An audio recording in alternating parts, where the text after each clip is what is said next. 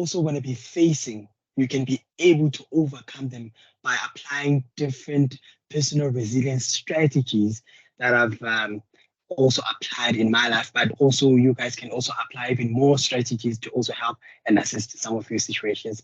So basically, where do we start? Ayanda Mbatha, originally from Newcastle, KZN. I come from a family of 5, so it's basically 5 of us. 4 boys and then 1 girl. Let me just share my screen so that I can show you guys my family. Basically, I always talk about my family. They are just everything to me.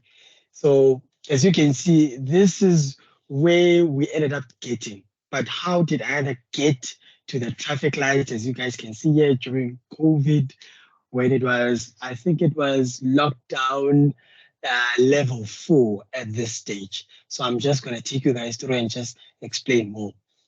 So let's just go to my family. So as you guys can see, let's start from the oldest one. So this one is my oldest brother, uThokozane Charles Mbatha.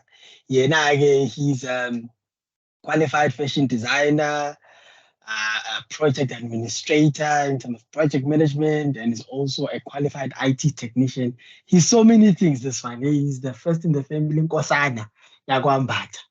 And he's basically one person that he sacrificed so much. And I'll take you guys through what are some of the sacrifices that he also made that made sure that all of us enjoy the life that we have today, and we're having all these different successes throughout some of the difficulties we had also growing up. And then the second old Yena, he's actually he's now turning, because all of us we are 2 years apart. So this year he's going to be turning 35. Then the second oldest is my brother here, Sitembiso Raymond Mbatha. Yenage, he is a senior mechanical engineer, currently working for a company called Hulamin in KwaZulu-Natal, Pietermaritzburg.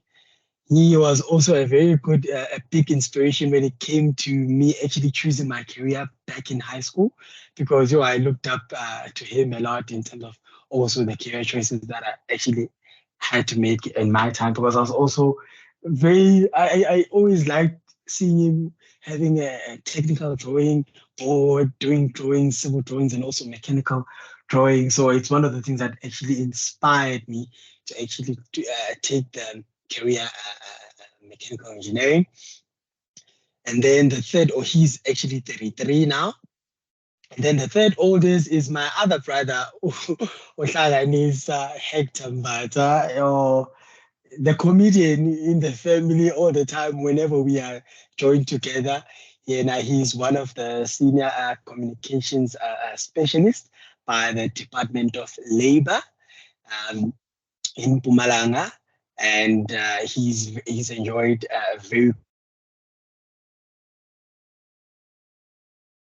good, and I've also learned from him in terms of adversity, some of the adversities that he's also had to place in his life just to ensure that he also overcomes all the challenges that he's had.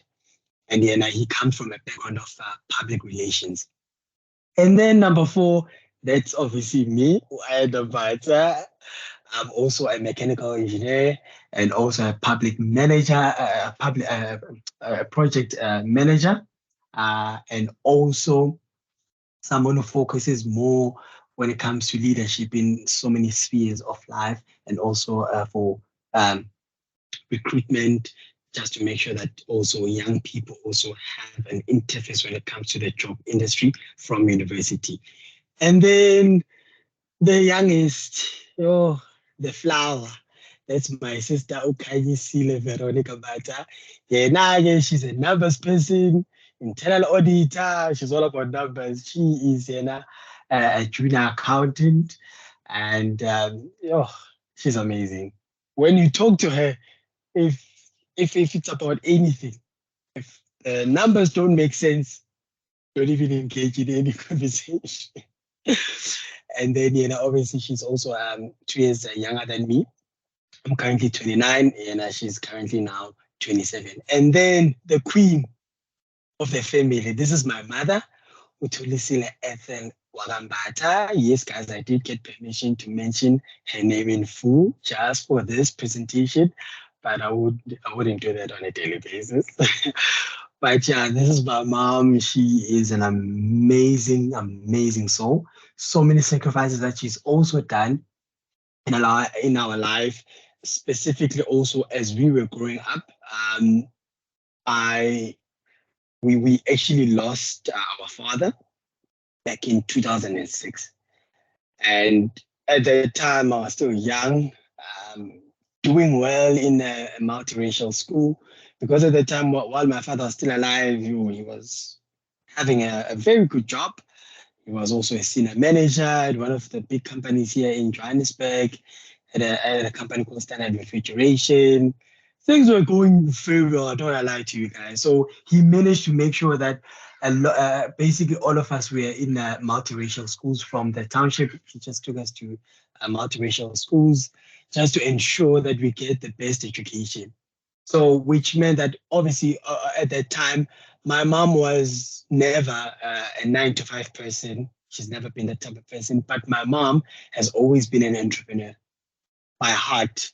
She was always that person, even while my father was still alive. She was always just having ideas in terms of selling clothes, selling food items, just doing all those different things just to make sure that she makes money as much as possible. And also she had also a school transport system that she also created when my father actually passed on back in 2006, just to make sure that we could have some kind of income at home just to stabilize as much as we can.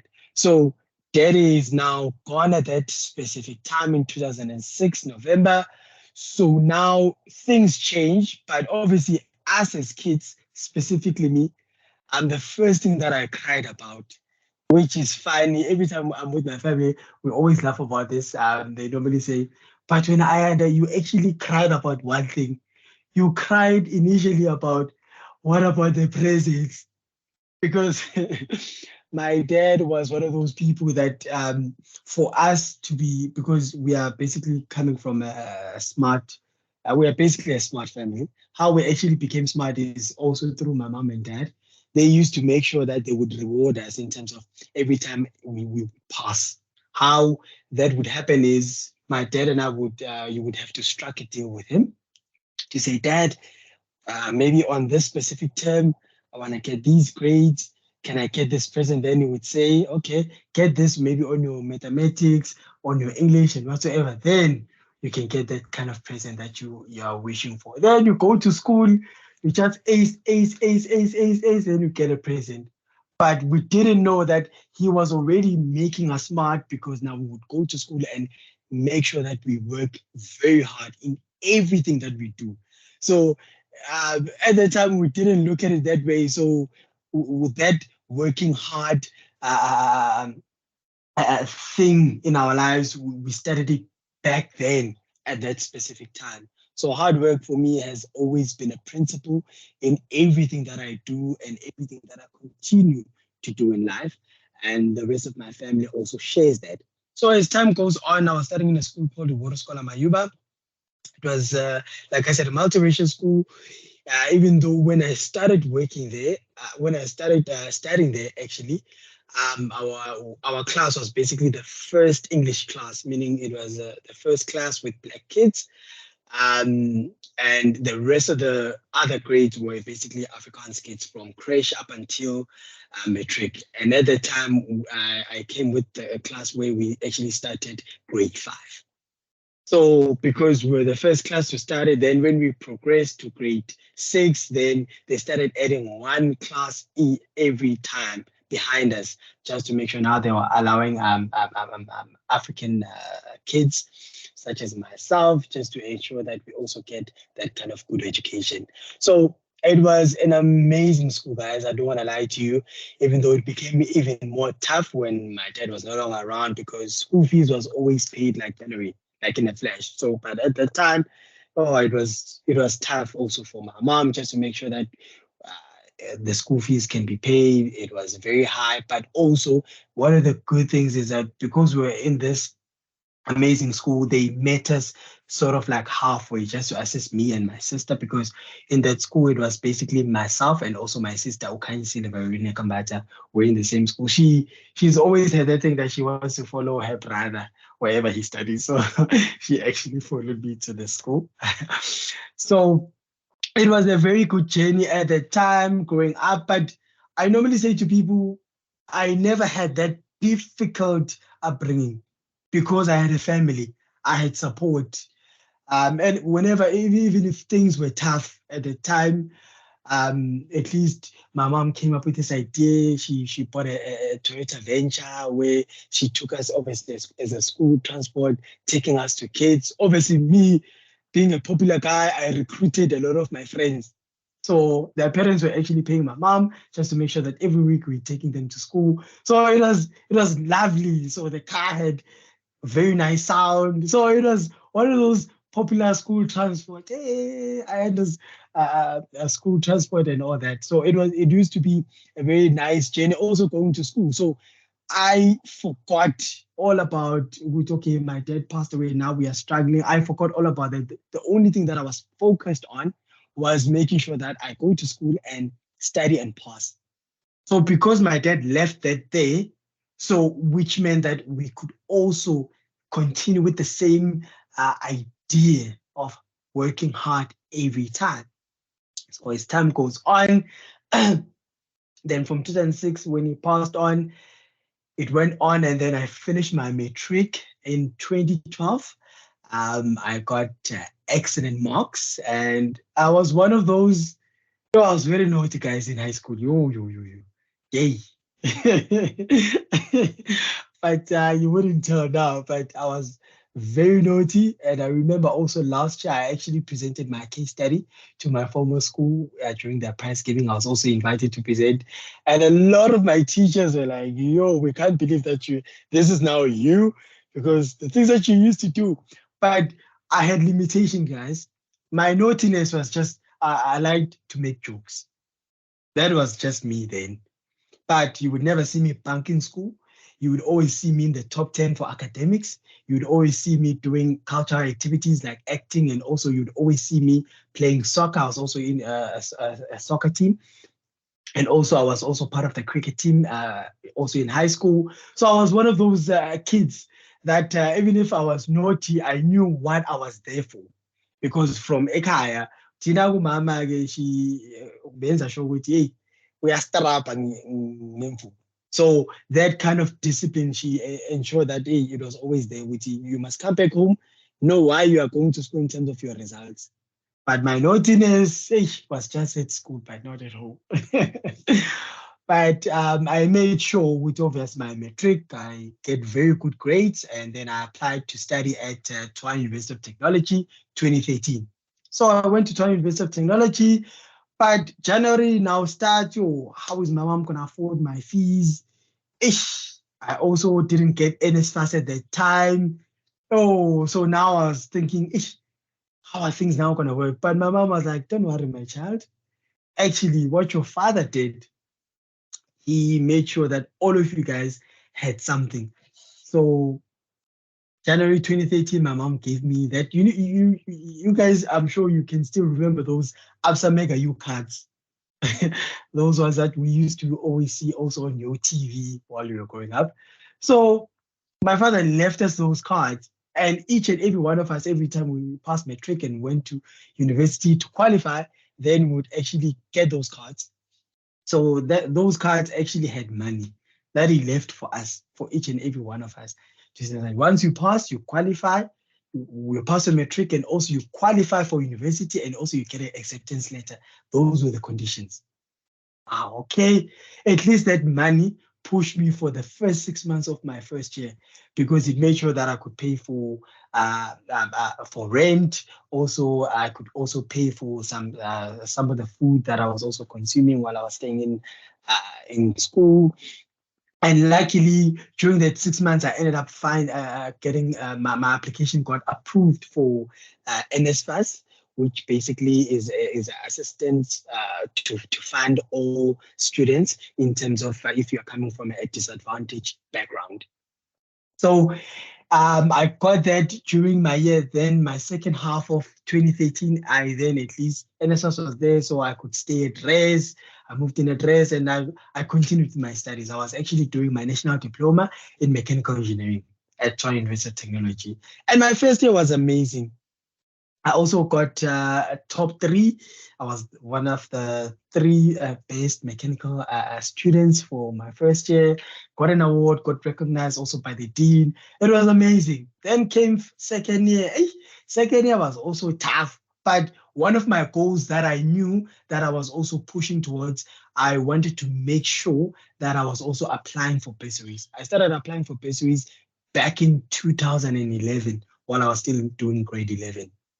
So each and every, even if I was getting all those rejection letters for bursaries, up until my second year of university, by the close to the end of the year, which was basically in 2014, World Equipment came on board and said, Mr. Mbatha, we are now going to fund you for your last semester, which was going to be 2015 for my S4 at that time, which is basically semester 4.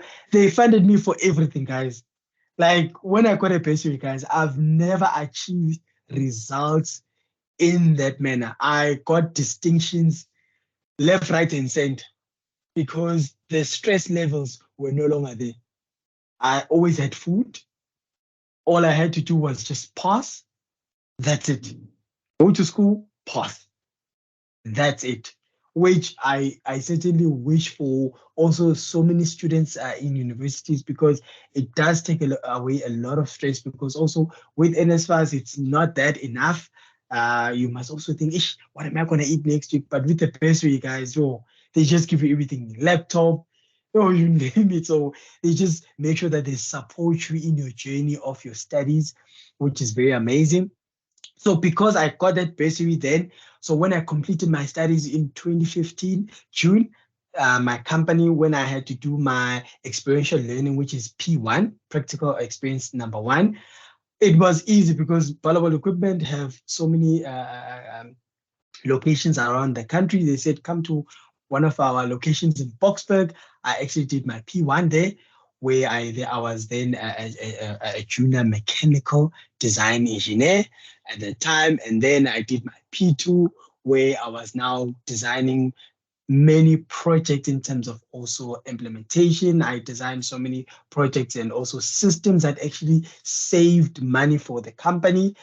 Every month, I think it was basically specifically for the hydraulics department, which is one of the features that when I left, it still managed to save the department money each and every month. And I actually did pass my practicals, and also the school also has to evaluate in terms of your reports and also what you did for the business, and also in terms of your training, just to make sure that your experiential learning experience, P1 and P2, has been done according to the Engineering Council of South Africa standard, which is basically your EXA. So, which meant that now 2016, during, I think it was February, then the company says, Mr. Mbatha, because the gold industry 2015 December was now starting to struggle, which meant that our company, because we were basically what we're doing is we're a remanufacturing company for all the Caterpillar trucks that you always see on the construction side, all those cat trucks that you normally see on all the construction sites and mines. So the mining industry was struggling a lot. So which meant that the company was not selling so many of their machines to the construction side and also on the mining side, which meant that they couldn't retain me after what you call after my experiential learning of P2, which was going to be basically July, after I could complete my training. So they informed me in February and said, Mr. Mbatha, we can't retain you. Then I asked them, guys, because now I still owe you. Because now in terms of payback, how it normally works is once you sign a contract for bursary, is that once your training is completed, you work for the company for the number of years of the number of years they actually supported you in some of your studies financially. So They said, Mr. Mbatha, you don't have to worry about anything. We write everything off. We are sorry about this instance that you are now going to be going through, but we can't retain you. But you don't have to worry about anything in terms of payback. And then I asked them, okay, guys, can you also give me permission to actually use the company laptop just to also apply for jobs at my spare time, you know? And they said, no, Mr. Mbatha, you are more than welcome. So from February, I was starting to apply every time during my lunch. I would set up 45 minutes. I had a list on my black book where I was writing different engineering companies that I wish to work for. I would do what we call in sales cold calling. I would call different companies. Every 45 minutes was for cold calling, and then 15 minutes was just for me to eat my lunch. From Monday to Friday, that was basically my job from February, calling different HR companies, in those engineering companies, HR, and say, hi, my name is who and who, and this is what I do. This is what I have. I'm going to be finishing my training with this company at this specific date. This is what I can bring to your company. Are you interested to actually hire someone like myself to actually train also within your company to actually reach some of these goals that I also have for myself? And I was presenting myself in a very professional way, and they used to love that. But obviously, some of them would say, Ish, Mr. Mbatha, there's actually no applications open, but we love your energy.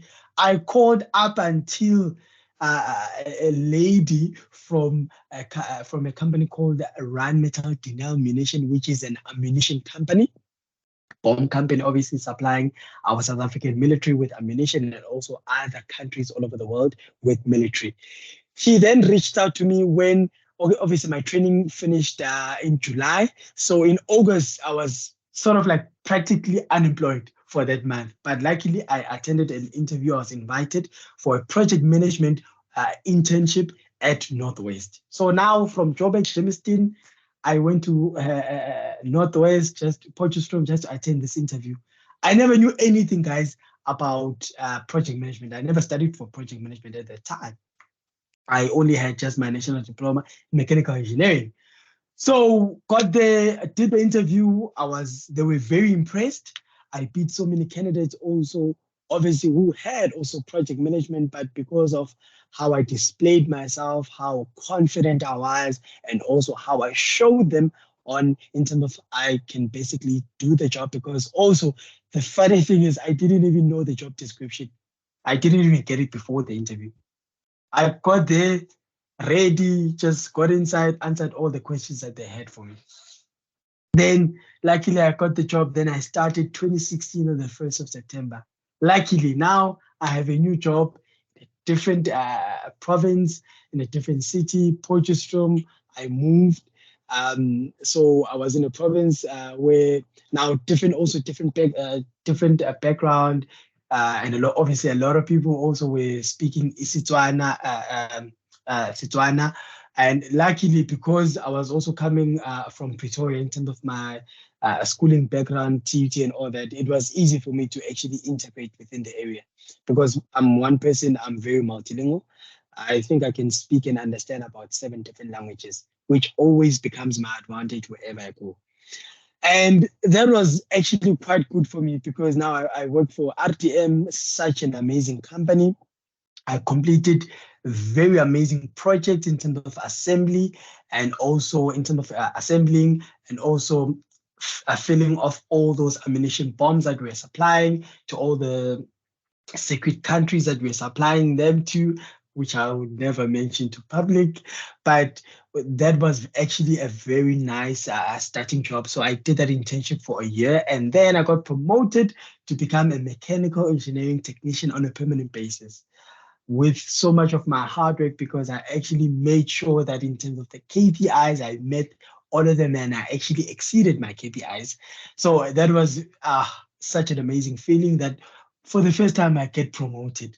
So now as permanent, 2017, I went to a different department as a mechanical engineering technician. Why did I want to do that? I wanted to make sure that in terms of my project management route that I was traveling, I would also make sure that in terms of my technical capabilities, I could also support them. And then that's also the time where I also enrolled at an institution called Vaal University of Technology to actually study for my BTech degree part-time while I was working. So I was traveling from Northwest, go to Vanderbilt Park, do classes on Friday, Saturday, drive back on Sunday, back to Potchefstroom, Monday to Thursday. You are at work. And then but it took a lot out of me, but it was quite an amazing experience. I passed my BTech degree in 2020. But as time went on, I was going in my career. I thought things are good now. I bought my first car, a Renault Clio. I was happy. Things were looking up. I was like, now things are looking up. Second thing happens now. What is it? COVID-19. Oh, COVID-19, 2020. I thought COVID-19 was just basically going to be something that was just going to stay in China because we were always seeing it on the news. But it actually came to South Africa. And obviously, we know the famous people who came back from Italy. We all know that story. But it was one of those things that when COVID-19 started in South Africa, then the lockdown, which meant that also our company couldn't ship any ammunition to all the countries that it had to ship to, which meant that the company had to move to section, or what we call section 189, which is retrenchment, guys.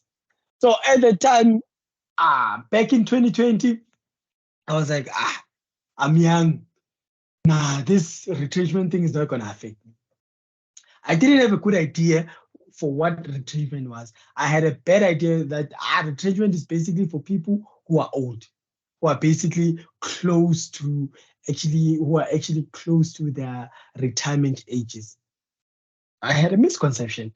So February, then the company also started with the proceedings to also inform everyone at the whole company to say that we're going to be taking section 189, we're going to be identifying But they ended up going with the last one in, first one out rule. And I was one of those people in my department, one of the youngest also.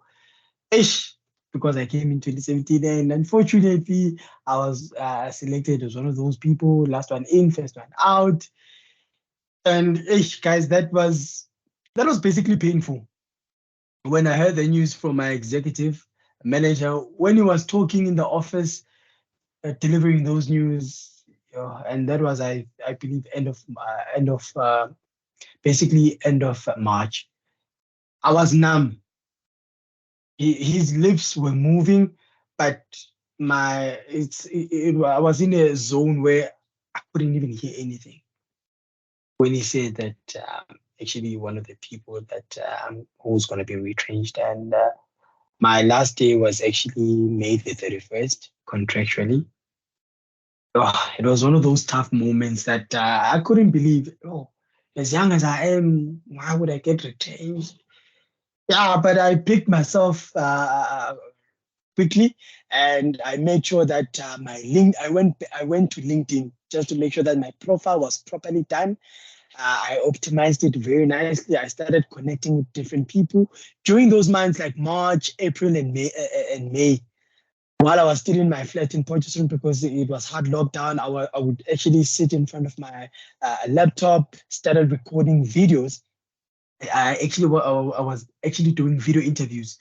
Then I would record myself and tell people, dress the way as you guys can see me dressing like every day, Monday to Friday, and make sure that I make recordings and send it to people in terms of their LinkedIn DMs to tell them who I am, what I have, and also what I can bring to their organizations. I connected with all the top managers in all these companies that I wish to work for, all these engineering companies that I wish to work for, send them also my videos, and also write a small post in their direct messages to say who I am, and please also watch my video just to explain more. So I was making sure that I was in an interview situation. So a lot of them, they loved my videos, but unfortunately they said, Mr. Mbatha, unfortunately we are also retrenching because it's COVID-19 lockdown. So we love what you're saying on your videos, but we can't take you because we're also going through this process of Section 189. But also all those positive messages actually kept me going. And then 31st of May came. I had to move, get permission from the police officer during level 4. I moved from Northwest, come to Jamestown, Gauteng, come back home. At least my family was there. They supported me. My older brother was like, don't worry, you'll definitely get a job. So what I did, I moved to phase 2 of my plan of how to get a job. So what I did was, I actually did this. I actually went to Sentin. As you can see on this image, I went to Sentin at that street, at that famous street where you have you've got your Sasol building, you've got your Ballowworld building, that very famous street in Sentin close to the Gautrain. I was actually there, as you can see, with my board. I made sure that on my board, I had my number, I had my qualification, my years of experience, and also just to say, please assist me with a job. I also made sure that I had a smile on my board. And also in my backpack, as you can see there, I had also my CVs. Every day, my oldest brother, Uthokozane Charles Mbatha, would always make sure that he printed me at least 20 copies. So every day, 20 copies in my bag. I would make sure that on the traffic lights, whenever people see my sign, as you can see, I was obviously wearing a mask. This was actually level 4. Obviously, just to make sure whenever people say, give me your CV, then I would give them my copies of the CV. So I actually was there for 3 weeks.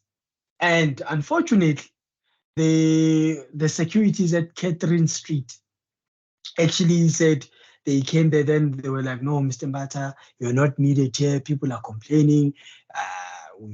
If we do see you here the next day, then you're going to be in trouble. So I just couldn't understand, because I did explain to them that, guys, I'm not a beggar. I'm not looking for anything. I'm just only asking for a job with all my qualifications, because I recently got a change. They said, we don't care. So they chased me away. I moved to another location, which is basically on this location. This is where the ETV studios on your right-hand side. This street was basically in Randburg, Hyde Park, Blackberry. On your right-hand side, why I chose also this location when they chased me at the other location at Catherine and West, also in Sentin. I chose this location because I knew that on your right-hand side, you would have your ETV studios. So already there's a media side where already people passing on these traffic lights, you would have a lot of influential people, rich people that are also staying on that area. So I made sure that I do my homework in terms of research and all that. So I stood there every day, guys. Different outfits, looking smart. I would park my car at Hyde Park Mall, on your left-hand side at Hyde Park Mall, park for the car basically the whole day, just pay that fee for parking fee, stand there with my copies of my CV in my hand every day. And I made sure that I made sure that I was standing out of I was a stand-up candidate out of everyone that they could always see on a daily basis, and make sure that people also, when they see my board, basically this picture was taken by one of the people that also saw me on the road. They sent it to some of the guys on Twitter and also all the other social media platforms that you can find, your Facebook, your LinkedIn, and also your Twitter, which is now X platform. So people were just sharing my images. I just made sure that I didn't take any image of myself with my phone. I just wanted the conversation to be very organic. So I wanted people to drive the conversation. That's why it was spreading. Oh, guys, I was all over social media. And that gained me so much traction in terms of the media side, that then I was being picked up now by very influential companies, which were invited, because I ended up doing about 5 to 7 different interviews. After that week, after the 3rd week, I couldn't even stand on the traffic lights anymore, because I had so many interviews that I had to go to. It was nice because I had a nice life problem at that time, because now you're getting so many interviews. So I was always going there with my copies, always making sure that I was prepared for all those interviews. It was very nice. It was a very good experience because out of all those interviews, I think I got like 4 to 5 different offers on the table, and I ended up choosing a company called Rockmatic South Africa. Signed with them, and I actually became the project engineer back in September 2020. So now, after 3 months of being retrenched, I got a new job, guys. Yo, I was happy. My family was excited. And then the media started another one. Now I was on papers, articles such as Times Live. As you can see there, they wrote about my story, of what I did. And also, obviously, I shared them with a picture of me, of myself and my mom, who's always an inspiration to me and the rest of my family. Articles such as your Times Live were published about me, Sowetan Live. Articles also on What, as you can see on the right-hand side, that was basically my new company where they actually came just to take images of me, just to interview me, also because they were running all these different articles. Oh, guys, I was a star at the time. It went very big. I was viral. That's what the I'm a 2K would say. Hey, I went viral. So also the U magazine also wrote about me. Also News 24 wrote about me, and also Bloomberg International, actually also Bloomberg Business International also wrote about me and what I also had to go through just to actually find a job and how it inspired so many people. And guys, I was famous. Hey, I even got more famous, guys, because Jacaranda FM actually called me for an interview. So I was there with, I think it was Darren on the Drive Time show. So I was there. He invited me. Oh, it was a very nice interview. It was my first time being physically on radio, student, all that. Oh, it was very nice, guys. The interview also went viral. I was famous. Also, I was trending on LinkedIn. And as I was trending, guys, came 2021. Then this professor, Dr. Frank Magwegwe, who is the author of my case study, he actually came to our offices in Midrand. He came with Dr. Michelle Reuters. So they came there. They greeted my CEO. They said, I would like to see an interview. Ayanda Mbatha. We were inspired with his story, which we saw on social media and also on all the paper articles that we also saw online. Would like just to interview him. They were obviously from GIBS, which is Gordon's Institute of Business Science. So they sent me down. We did the interview. They recorded it. I gave them permission to record it. They asked me so many questions just for me to take them through my entire journey.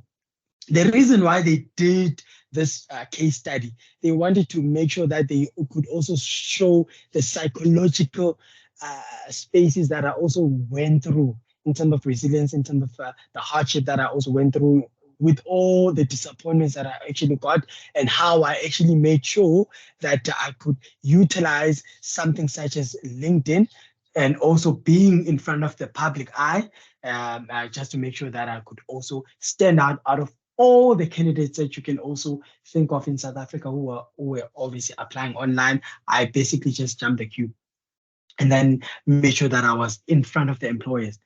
With this, guys, he wrote the case study and he published it on I think it was the 7th of December, 2021, through Emerald. So on the next image, so this is basically Emerald Insight, where it's an international case study platform from the United Kingdom, where it's got, you basically can access all the case studies on this platform. Like all the top universities in the world can access case studies on this platform, guys. Like this was a big deal for me. I was like, wow. So now this means that I now have a legacy where in future, when I start having kids, when I'm married, my kids are going to see that, hey, their father, hey, has something that is on the university archives. So this was quite a big deal for me. It was one of those greatest moments of my life. And at that time, as time went on, then 2020, 2021, then 2022, I continued also to rise in my career. I completed so many projects because I was working for a company called Rocomatic South Africa, which was an industrial automation company dealing with different conveyor systems from design to manufacturing up until installation, leading different installation teams, different sites, different customers that we used to have. It was very nice. So now I had this published case study, and then Dr. Magwegwe then became my public speaking mentor. He said he's going to mentor and guide me in terms of doing public speaking, because a lot of institutions, when they saw my case study, they wanted me to come and speak at their different institutions. I spoke at DUT. I spoke I spoke at WITS for one of their women, WITS business, for one of their women's conferences. There's been so many places, guys, where I've been actually speaking. I also, one of my biggest highlights is also doing a speech for Standard Bank last year, December. That was quite big. So the audience was a lot, and it was basically one of their good teams for, I think it was basically for cybersecurity, for basically their cybersecurity team. It was an amazing moment, guys. I've had so many moments. I think I've presented my case study. I think now it's been over 14 clients all around, from universities to also private companies where I've been presenting my case study. It's been an amazing journey. And also, guys, I also have explained also to some of my presentations that I also continue to do at GIBS, to say that there's been a part two of my resilience also, because also this year I also went through the same situation, but not necessarily a retrenchment, where the company that I was also, my previous company that I was working for, had difficulties financially, where now they couldn't pay my salary. So I think for 3 months, I was not getting paid a salary. Yes, guys, this year. And that was tough. And I was still continuing the work, making sure that some of my sites are well looked after. Guys, it was tough. And because of that, yeah, they kept on saying, Mr. Mbatha, we are trying. Basically, the senior people in the company were not getting paid. But so those were some of the challenges that I also had, meaning that every month, month end, you literally had to make plans just to make sure that you're paying for everything. Debit orders had to go on time, unfortunately. So obviously for them, they were not going to understand my situation, because it's no longer COVID-19 where all banks were smiling and assisting everyone as much as they could. So it was just me against the world. But it wasn't only me, because also my family also supported me during this journey when I was not getting paid, but because my company had so many financial troubles. And also my amazing partner, which is my girlfriend, also was supporting me all the way. She's always been there also during my retrenchment 2020. She's also been that a very good support structure. I'm sure without her, because guys, as you know, any person, you also need that relationship support structure. That person that can also be on your corner, on the romantic side, just to be on your corner, just to, just keep going. Just keep going. Things will definitely go well. So I can now report that I ended up joining a new company called ProCM. I started on the 1st of July, and life is now different, guys. I'm also one of the project engineers on the STEAM business division. We are currently representing all the different projects for Anglo American Platinum. I've recently also moved to Rustenburg, and life is amazing, guys. And they are an amazing team, amazing people to actually work with. They are more of a family, and they've got this future-driven structure management type of system of how to actually get people into the future of how they should actually be actually managed. So they're an amazing company, guys, and working also on the refinery side of Anglo American Platinum is, wow, it's basically an engineer's dream. Don't I lie to you.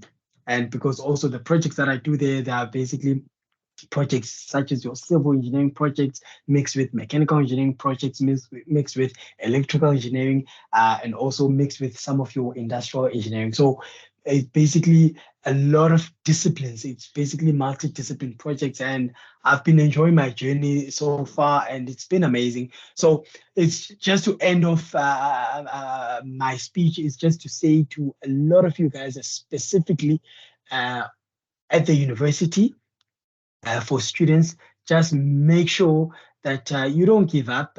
You don't say that all the problems that you are currently facing, now you must say no. Because of this, now I must just do this. Actually, there's no jobs in South Africa. Yes, we've got a very high unemployment rate in terms of also graduates and also the youth. But the nice thing is that with the recent studies that were published, is that for graduates, we are actually, by statistics South Africa, we are actually sitting at, I think it's 9.2% graduates that are unemployed, which is a good thing to say, to see that, because a lot of unemployed graduates are actually more people who either don't have matric or also have completed matric but don't have any university degree.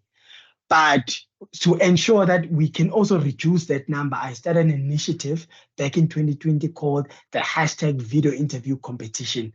That competition, I started it also just to ensure that it helps people from university as graduate how to transition from being a graduate to a working industry and also getting work opportunities, and also to make sure that I influence the applications on LinkedIn as much as I can, because I've got a network. I think now I'm sitting over 21,000 followers. So I'm using all these followers just to make sure that I put a spotlight on all the people that actually enter my competition. So we've ran this initiative since 2020, September, for actually 10 parts. So out of all the 10 parts that we've actually ran, we basically, I think now we are sitting at over 75 people that have been employed through this initiative, 75 plus people that have been employed through this initiative. And it's also an initiative where, as people enter, they make sure that they do a video interview for 1 minute to 1 minute 30 seconds, telling the public who they are, what qualifications they have, and also what experience do they have, and also what are they bringing to their next potential employer. So, and then after entering, when the competition closes, I then recruited a lot of professional industry people who can revamp their CVs, people who can also do interview coaching for free, guys, and also the top winner actually gets a psychometric evaluation with a psychologist, where they can also evaluate them and also assist them in terms of what they want to do in life, in terms of their goals, and where they're actually going in terms of their career. And also all those prizes, guys. And also for the ladies, what I actually got for them exclusively. This one is exclusive for the ladies. It's basically what you call confidence coaching. Because I saw, when I started this initiative, I saw that a lot of females were low in confidence who were entering the competition. So with that, I made sure that I was making sure that now I had to bring something just to help them, someone who's a professional, just to help them when it comes to their confidence. So ever since that professional has started helping them, it has made sure that also their confidence has been boosted. And with our stats on all the competitions that we had, in terms of participants, I think we're sitting on 70% are female, and then the 30% has been males. So it shows that when it comes to the ladies, it's a hit. They love it, because I wanted to create a platform where also, when it comes to our ladies, they can have a free space, a safe space where they can be at their homes, present to all the potential employers, just to make sure that they stand out, they're in a safe space. Because, guys, one of the reasons why I started this competition was to make sure that for females, because we've got this problem in South Africa, that females are not safe in like in public. So I wanted to make sure that I create a space where they can be safe. So this is why I started this competition. And next year, January, I'm going to be starting also the hashtag video interview competition part 11. Oh, and guys, I hope you guys are going to be preparing for this one. It's also going to be bigger and better. So for any questions, the floor is open.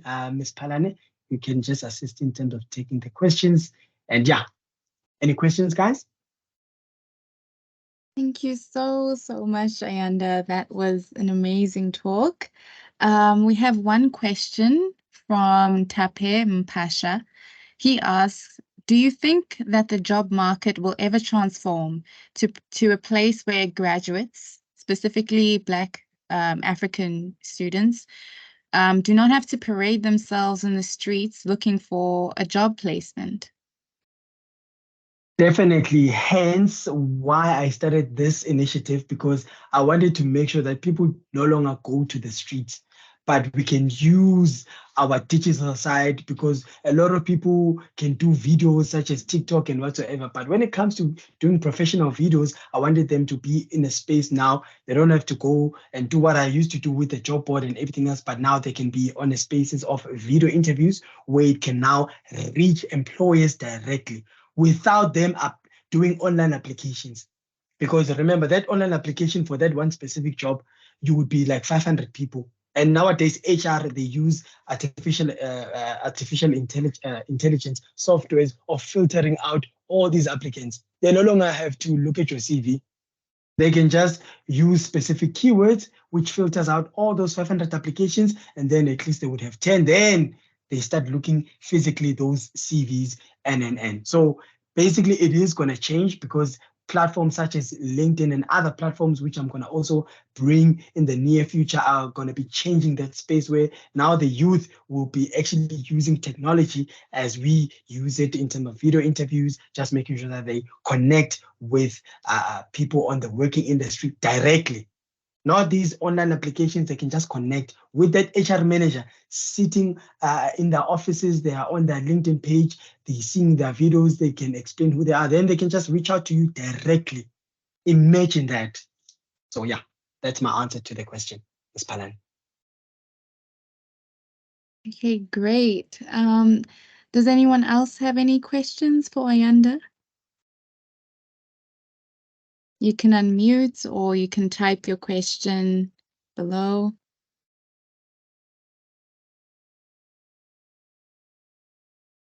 I'm also going to open the chat on my side just to see if maybe someone maybe is typing their questions.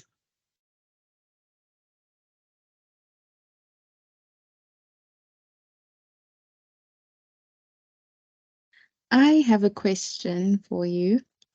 No problem. Listening.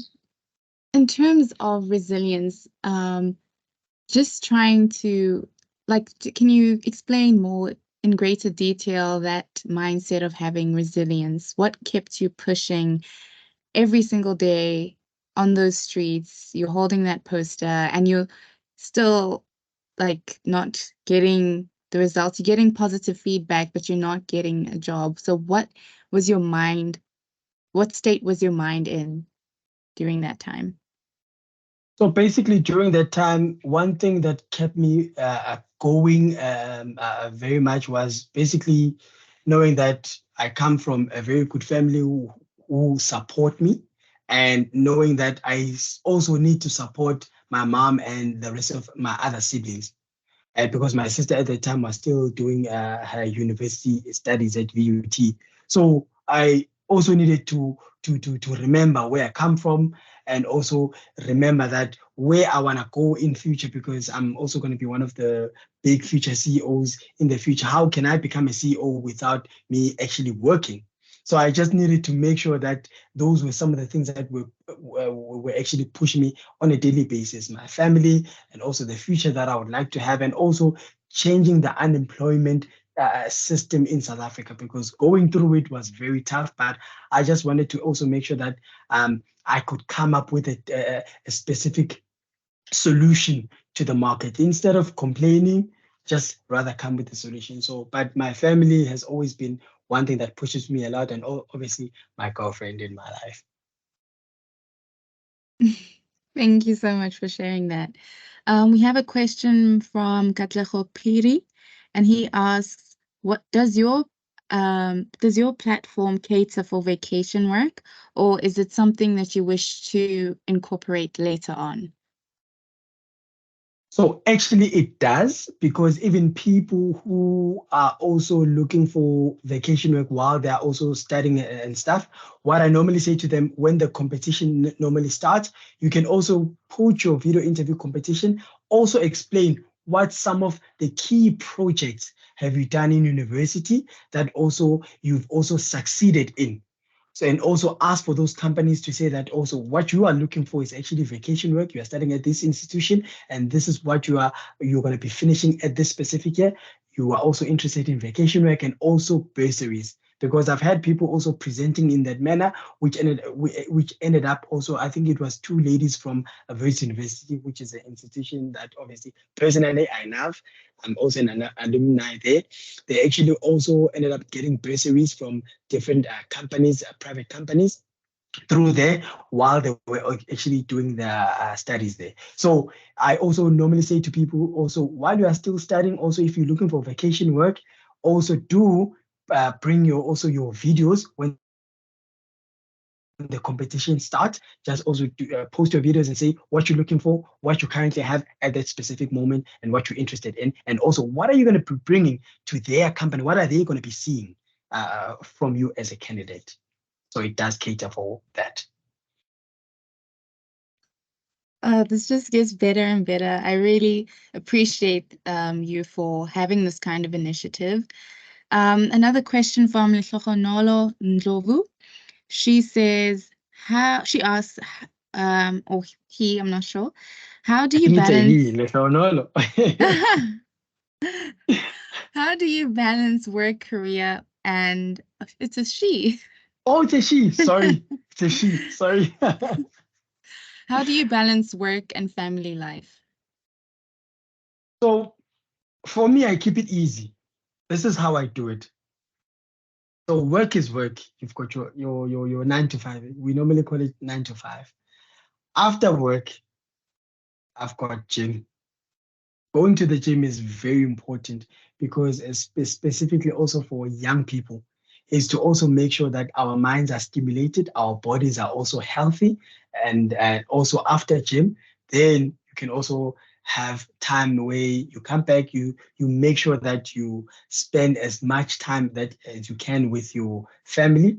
Because another important thing, as young as we are, it's important that we work at work, but after hours, don't open your laptop, don't open your phone, just spend time with either your kids.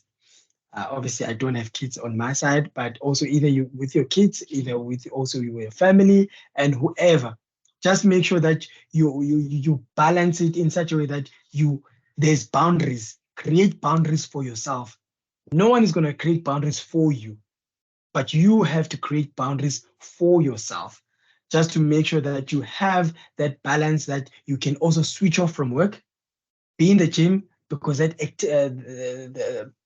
those activities also in the gym also, like I said, stimulate your mind and also your body. Make sure that you are also healthy to also keep on and grow in your life, and also make sure your phone off, also your emails. You don't even look at your emails, you close your laptop. That's it, guys. And then tomorrow morning, you go to work, you switch on again. That's what I normally advise for the youth. Because yes, you get to positions of influence and executives one day where now at this you are managing so many people. But if you don't learn these skills of separating you and having a balance for your family and also your work, then your family in the future will obviously start to struggle because you didn't master it while you were still young. So that's my advice.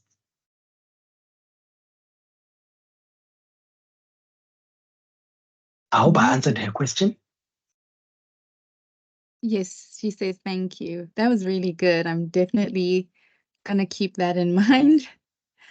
Anyone else? I don't think there's any more questions for now. Um, but yeah, I really want to thank you for the time that you've given, the fact that you were doing that you were willing to do this for free. Oh my God. Thank you so much. I cannot express my gratitude enough. I really do wish there were more people, but I think students are really busy with tests and assignments and things of that nature. But thank God we have a recording. So um, I will definitely make sure I share the recording with you, and also share it with the students maybe somewhere next week. And again, thank you so much. Thank you very much, Ms. Palane, for the invite. Like I said to you, even though I charge a lot to do these kind of speeches, but for the students, for institutions, I just have a soft spot because I understand how much it can assist them. Obviously, for private companies, obviously there's a fee, Yeah. but for students, I know their pain, I know where they're coming from, and I know what certain skills that I need to share with them just to ensure that they can also navigate. Because I normally say to a lot of students, I wouldn't want them to go through what I went through. Hence, I'm making the journey a bit easier for you guys so that once you finish with your qualification, you just jump to the industry, you start working. Like a lot of these 75 plus people who entered who actually got opportunities throughout my #video interview competition. All those people, because a lot of them were like, oh, I just finished my university and luckily now I have a job. I didn't have to sit and wait and apply and do whatever. I was just noted and they actually got me from your competition directly. So it is one of the things that I'm saying to a lot of students. Make sure that you take your LinkedIn account very seriously. Start from university, update your LinkedIn account. There's so many platforms and also there's so many features on LinkedIn that you can actually use to optimize your profile and make sure that you always stay up there in terms of also some of the news feed, that your name is always there, you post. Just make sure that you are in a space where you become a young professional. You don't have to now after varsity with your degree, now there's no job. No. Now you must start going on LinkedIn. No, guys. Start from university. Trust you me. Obviously, I didn't start from university on LinkedIn. I started when I was working. Don't be like me. Just start from university, then you're going to catch up with how LinkedIn actually works. It's a professional platform, guys. Professional. There's no jokes there. Professional, meaning that you can speak to anyone all over the world, from any company, from any organization, in a professional manner. Because also when you enter my competition, I also have places where I teach you on how to write professional emails, how to approach people on LinkedIn, how to approach them in such a way that they will respond to your requests. So there's so much, guys. When you enter for my part 11 next year, January, you'll see a lot of videos that I'm going to be posting.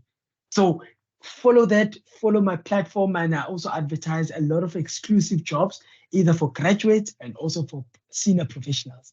Because a lot of recruiters, they just reach out to me and say, "Hi, Mr. Mbatha, we've got this post. Can you please just spread it out to your network?" So guys, please go on LinkedIn, take it seriously, follow me, and I'll give you the tips that you guys need to navigate life in the working industry that you actually need.